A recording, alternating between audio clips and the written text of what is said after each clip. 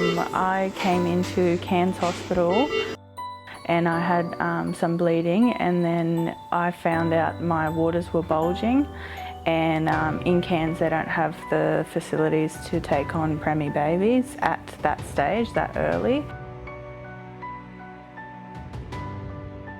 And when I presented I was 21 weeks and 4 days. But then because they assumed that my waters were going to break within that 24-hour sort of thing, so they weren't going to offer any sort of resuscitation or anything for bub. So then once I made it to 22 weeks, they phoned Townsville, and Townsville was happy to take us on, so I got flown here by Royal Flying Doctors. And then I managed to stay in this hospital, and I was pretty much in bed the whole time. So I managed to get through to 21 weeks and 1 day and gave birth in the Townsville Hospital.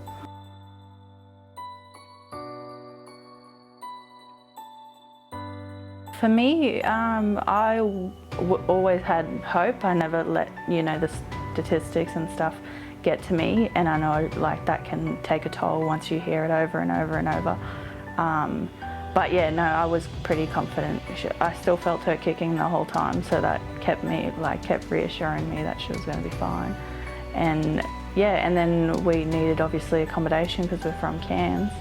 And then having the service we never even heard of sort of the Ronald McDonald services that they offer. So that was really amazing. That was just like one less thing to stress about or worry about, so that was amazing as well. I was in hospital in Townsville for about 5 days, but I had to stay in the ward, so family was accommodated first, and then eventually when I was able to be discharged, then I came over as well. Oh, it's lovely. My partner's just been amazing through the whole thing. Mum's also a midwife, so she helps with the medical, I guess, explaining it to us sometimes when the terminology is a bit much. But yeah, so that's been awesome as well. Most likely my partner would probably sleep in his car and maybe park somewhere close by. Yeah, and I guess we'd just have to get like all the family to help. Obviously I'm not working now, so there's no income on my side. So having that there is just taking that stress and that thought away. Oh, well, everyone, the nursing staff, the midwives, the NICU, the Ronald McDonald staff here, they're all happy to help. They're all like real supportive. So yeah, that just makes you feel more at ease. When we were flown to Townsville, that was probably one of our like happiest moments, because we knew at that point Bob had a chance. They had the facilities here in the hospital, and just being able to walk across the road to the hospital to see Bob 24/7, that's been amazing as well. Yeah, so she gets cares 9, 3 and 9 again at night, so 3 times a day. So we usually pop over and see her and help with the cares as well.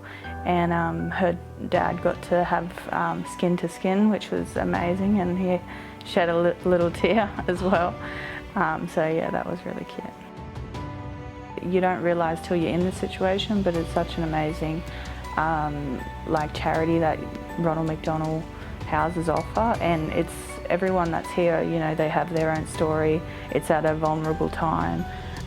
So yeah, like even I said to my partner, if we ever see a box or anything like that, we'll definitely put money in, because you don't really see what the charities actually do till you're in the situation. You're like, wow, they really help out, and especially at such a vulnerable time.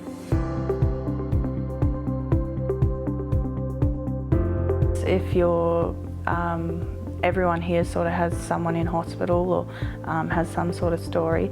So the Ronald McDonald House is located very close to the hospital and offers accommodation to people who have come from different areas as well.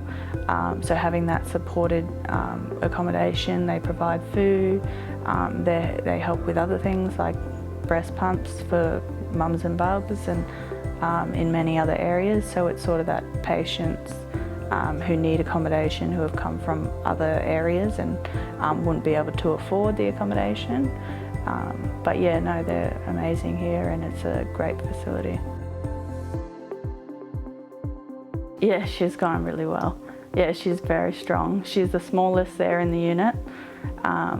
So yeah, she's a little fighter.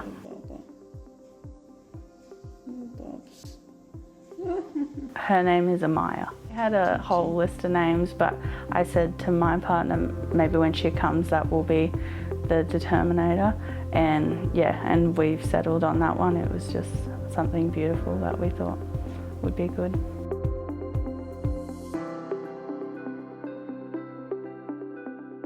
Oh, I would say most definitely. It's a health benefit for yourself to do the bike ride, plus it's going to a great cause, so there's really no downside to doing it. Oh, I would say thank you very, very much, and like if you come and see the people here, everyone's very much appreciative of what has been done and the donations, and yeah, it's really beautiful. I would say a very, very, very big thank you to places like Kenfrost Homes or any donations that go to charities like this, because it's very meaningful, and yeah, it's just such an amazing place, and yeah, and it helps through the whole journey of the time that you're here, and yeah, everything really. At the end of the day, it could be anyone that sort of happens to, and you might not think at the time, but yeah, you end up needing a charity like this one. So definitely if you see a box or if you have the money to donate, definitely donate.